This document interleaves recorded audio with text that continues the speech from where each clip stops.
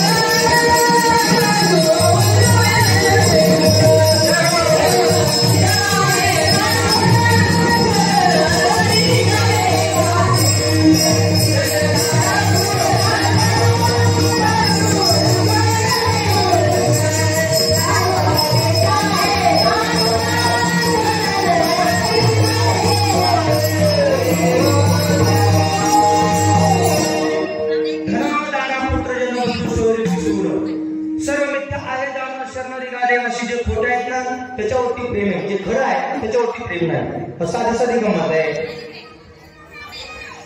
मला खरं सांगा, शरीरावरती प्रेम असावं का आत्म्यावरती प्रेम असावं?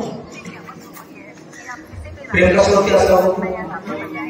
वा, धन्यवाद. काय वाटतं बरं का, फार सुंदर उत्तर दिलं. प्रेम कशावरती असावं? आत्म्यावरती. पण खरं सांगा मला, आंघोळ कोणाला घालतो आपण? स्नो पावडर कोणाला करतो? रोज या ठिकाणी पोहे कोणाला खाऊ घालतो? आत्म्याला का शरीराला? काळजी कशी घेतो आपण? शरीराची काळजी घेतली पाहिजे, पण आत्मतत्व यापेक्षाही श्रेष्ठ तत्व सांगितलं. बरोबर आहे का नाही? जाणव तत्व हे शरीर आहे आणि आत्मतत्व हे नित्य आहे. नित्य तत्वाचा विचार करावा. ठीक आहे, ठीक आहे. त्यांचं म्हणणे 10-15 मिनिटं वाढवा. आत्मतत्व हे नित्य आहे, ते शाश्वत आहे.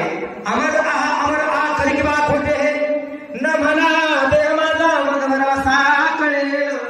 त्याच्यावरती श्लोक आला, नैन चिन्नती शस्त्राने नदी पावका न चैनता परोशेती मारो का. आत्म्याला कोणी भिजू शकत नाही, त्याला कोणी मारू शकत नाही. आणि ऊन वारा पावसाचा कोणताही परिणाम ज्याच्यावरती होत नाही त्याला आत्मतत्व म्हणावं. कोणतं तत्व म्हणावं? आत्मतत्व. आणि आत्मतत्व हे देवाचं स्वरूप आहे.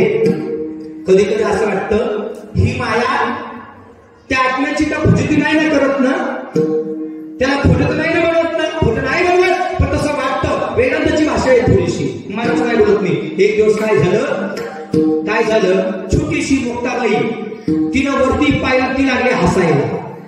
काय करायला लागली तुम्ही ऐकताय प्रवचन? मुक्ताबाई काय करायला लागली? हसायला. मी मनाचं नाही बोलत. देखो नी मुक्ताबाई हसली, माशी झाली घाण झाली, देखो नी मुक्ताबाई हसली. मुक्ताबाई हसली. का हसली?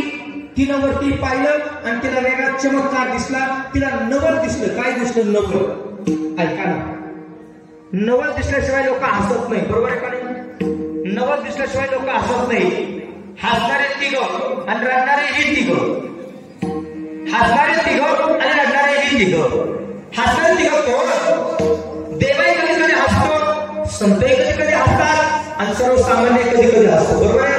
रडणारे तिघं कोण? आवाज का? देवाई कधी कधी असं रडतो, संतही कधी कधी रडतात आणि कधी कधी सर्वसामान्यही रडतो. रडणं आणि हसणं हा गुण भगवंताने आपल्याला प्रत्येकाला दिला, बरोबर आहे? पण ऐका, कधी कधी विनाकारण हसू नये आणि कधी कधी विनाकारण रडू नये. कधी कधी विनाकारण का हसू नये? कधी कधी अपमान होण्याची भीती असू शकते, याच आपण विनाकारण हसू नये. कधी अपमान झाला, कोणाचा अपमान झाला? पुराणामध्ये एक उदाहरण असं आलं, अष्टवक्र नावाचे ऋषी 8 ठिकाणी वाकलेले, त्यांना अष्टवक्र मुनी म्हणायचे.